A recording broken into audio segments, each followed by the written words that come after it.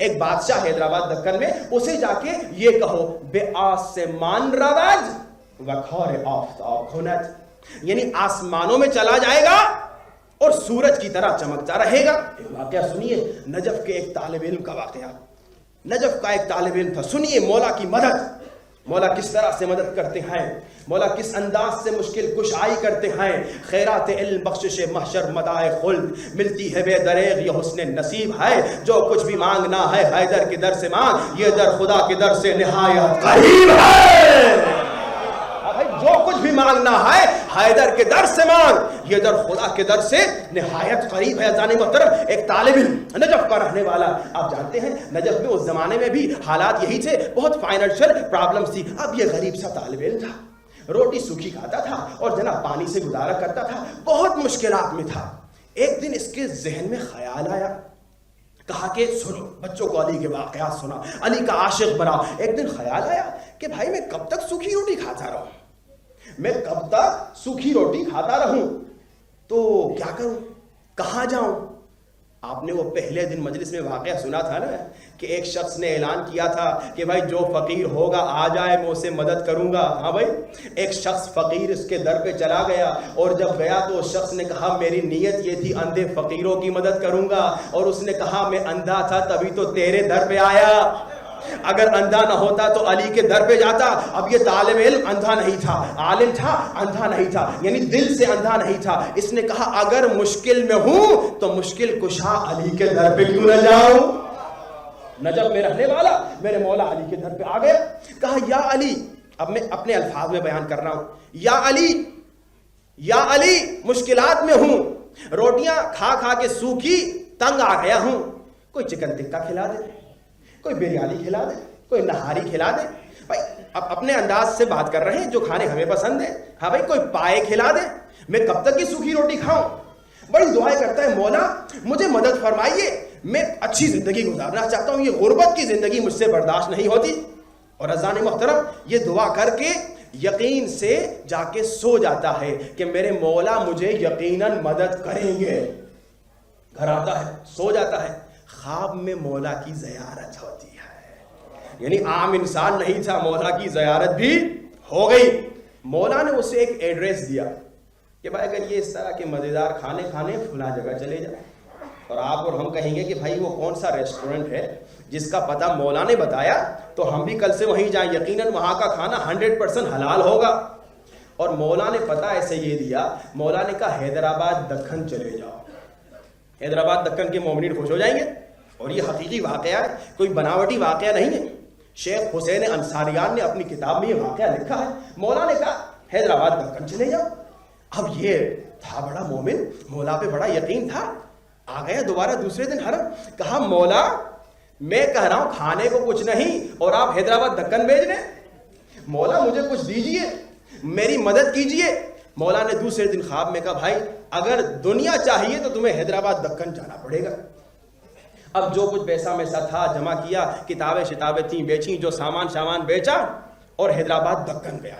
لیکن مولا نے صرف یہ نہیں کہا کہ حیدرآباد دکن چلے جاؤ، مولا نے یہ کہا حیدرآباد دکن جا کے وہاں ایک مہاراجا ہے، ایک بادشاہ ہے، اس کے پاس جاؤ اور اسے جا کے یہ کہو، اب اس پہ غور کیجئے گا، ایک مہاراجا ہے حیدرآباد دکن میں، ایک بادشاہ حیدرآباد دکن میں، اسے جا کے یہ کہو بے آسمان رواج وخور آفتاب کھنت، یعنی آسمانوں میں چلا جائے گا اور سورج کی طرح چمکتا رہے گا۔ اب جناب یقین کی بات، ہم زبان سے تو علی علی کرتے ہیں، لیکن کئی مرتبہ جب مشکلات میں پھنستے ہیں تو ہم ذرا اہل بیت پہ شک کر جاتے ہیں۔ علی کا شیعہ کبھی علی پہ شک نہیں کرتا، یقین کامل کرتا ہے، یقین کامل رکھتا ہے۔ جب میرے مولا نے کہا یقیناً مجھے کچھ نہ کچھ عطا ہوگا۔ جناب یہ حیدرآباد دکن چلا گیا، مختصر کر رہا ہوں، اور جناب اس مہاراجے اس بادشاہ صاحب کے جناب محل اور کیسل اور قصر کے دروازے پہ آ گیا۔ پرانے زمانے کا سفر تھا، جہاز کا تو سفر تھا نہیں، اور ویسے ہی غریب تھا، اور راستے میں اتنا تھکا تھکا کپڑے میلے، دستک دی، نوکر نکلا، خادم نکلا، ہاں بھائی کون ہو؟ کہا میں مہاراجے سے ملنے آیا ہوں۔ کہا رے تو فقیر آدمی مہاراجے سے کیا ملے گا، جا بھائی جا۔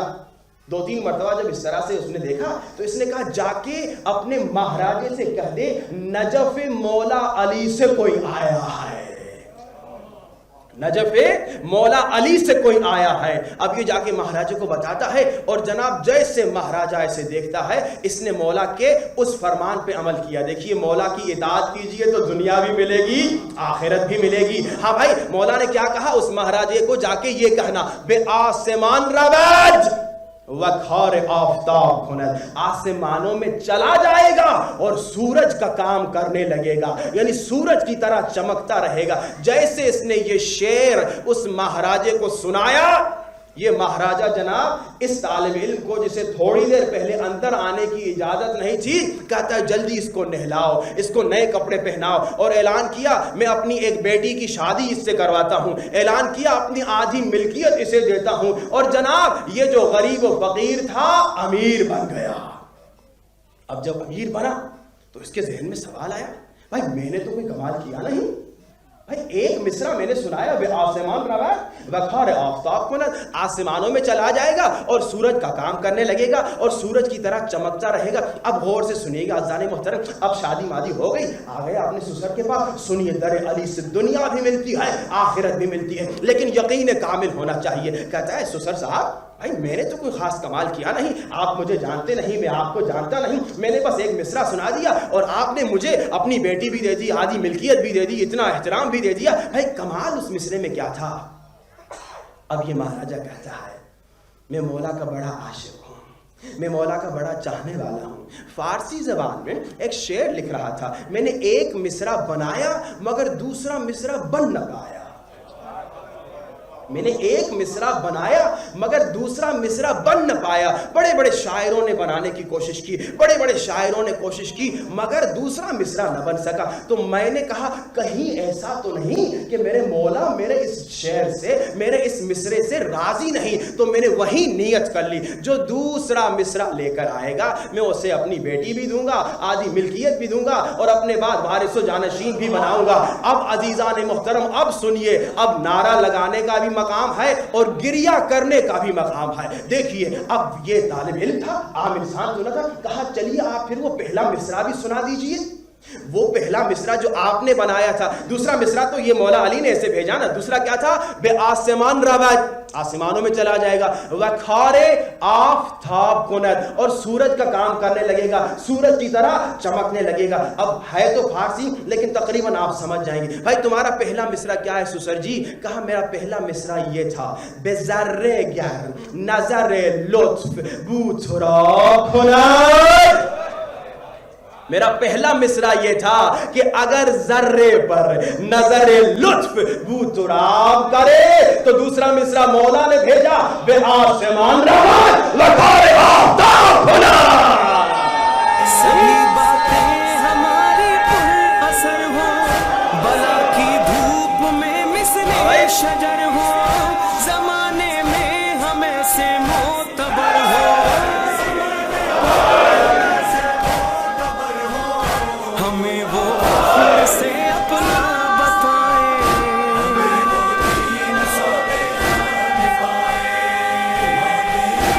जब तशरीफ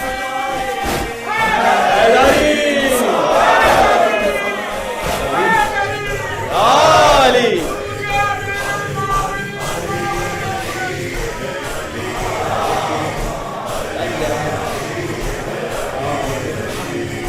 शायर ने कहा, अली के जिक्र से चेहरों पे नूर आता है, गुरूर जाता है सुरूर आता है, जिसे जमाने ने ठुकरा दिया हो लोगों, अली के दर पे वो साहिर जरूर आता है।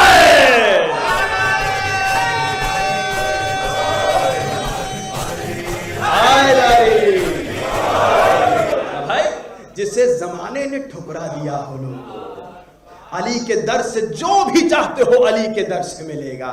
यही हमारा मौजू था ना कि मुश्किलात से निजात का रास्ता, अली के चाहने वालों अली का दर ही मुश्किलात से निजात का रास्ता है। लेकिन मुसलसल में कहता रहा, अली का शिया, अली का चाहने वाला, अली का मुहिब वो है जो अली की इताअत करता है।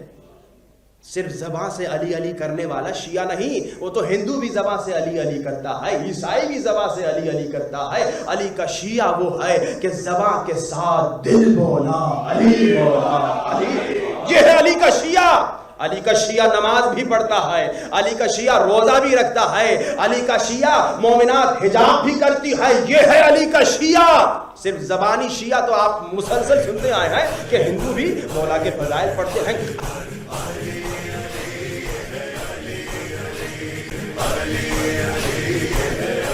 سدرۃ المنتہا جب گئے تھے نبی، تھا وہاں بس خدا اور کوئی نہیں، بس رب ہے، نبی ہے، پردہ ہے، اور کچھ ہے درسا لہجہ ہے۔ اب پوچھو نبی سے کون ہے اندر؟ علی